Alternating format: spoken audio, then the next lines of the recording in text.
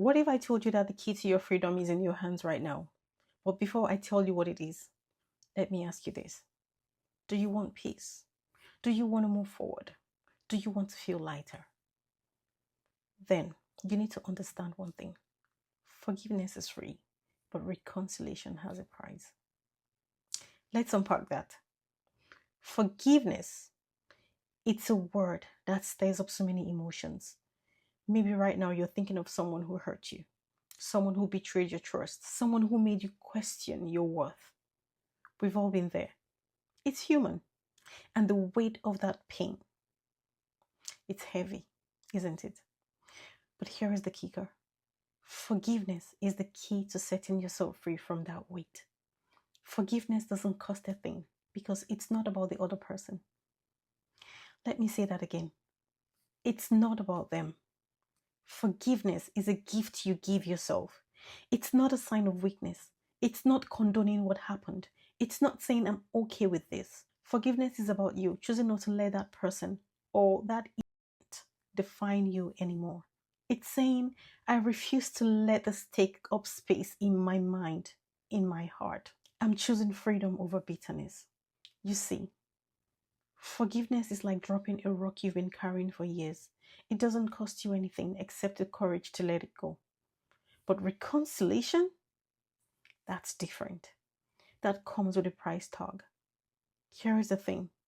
Forgiveness can happen entirely within you. It's personal. It's internal. But reconciliation, it's a two-way street. And roads like that takes time, effort, boundaries, trust, and mutual willingness to rebuild. Let me put it like this.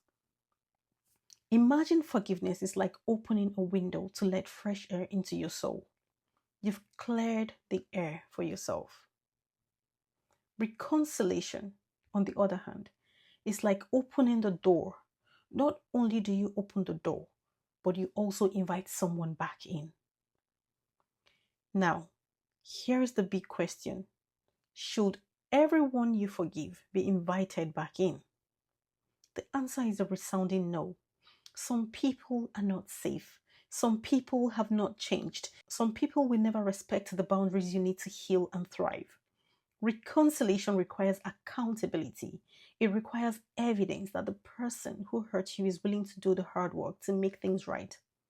And if they are not, then reconciliation is not on the table, and that's okay. But wait, you might say, what about second chances? Here is the truth about second chances. They are not an obligation. They are a choice. Your peace, your growth, and your healing comes first. Second chances should only be given when trust can be rebuilt. And trust, that's not free. It's earned. It's built brick by brick through actions, not words. Think about a bank account. Every time someone lies, betrays, or hurts you, they are making withdrawal from your emotional account. Forgiveness stops you from going into emotional bankruptcy. But reconciliation requires that they start making deposits again.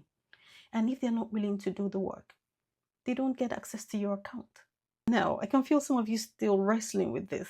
But isn't holding on to forgiveness without reconciliation selfish? No, my friend. It's survival. It's wisdom. It's self-respect. Let's break it down. There is a reason why airlines tell you to put your oxygen mask on first before helping someone else. You cannot pour from an empty cup. You cannot heal someone else's wound at the expense of reopening your own. Forgiving someone is about cleaning the wound and letting it heal. Reconciliation is inviting that person back into your life and saying, I trust you not to hurt me again. If that trust hasn't been earned, then the price of reconciliation is too high. Let me give you a real life example. Imagine you have a friend who constantly borrows money but never pays it back. You forgive them for the past. You let go of the anger. That's your choice. But would you loan them money again without proof they've changed? Probably not. Or maybe it's deeper than that. Maybe it's a family member or partner who betrayed you in ways that cut to your core. Forgiveness is you deciding to stop carrying the bitterness around. Reconciliation, though, that's you saying, If you want back into my life, you have to prove that you're different now. This distinction between forgiveness and reconciliation is life-changing because it frees you from the guilt of thinking you have to let people back in who don't deserve to be there. Now, here is where it gets really powerful. Once you separate forgiveness from reconciliation, you start to realize that you hold the power.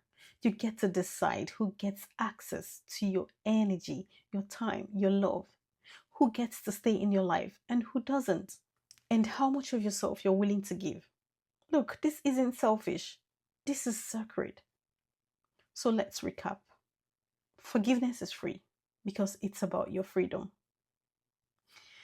It's about lightening your load. But reconciliation, that's where you draw the line. That's where you say, you've got to meet me halfway. Let me leave you with this. Forgiveness is the key to unlocking the door to your peace.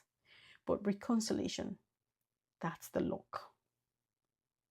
And not everyone gets the key to your lock. So now I'll ask you, who do you need to forgive today for you?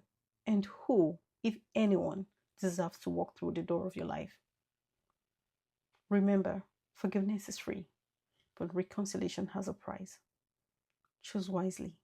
Choose yourself.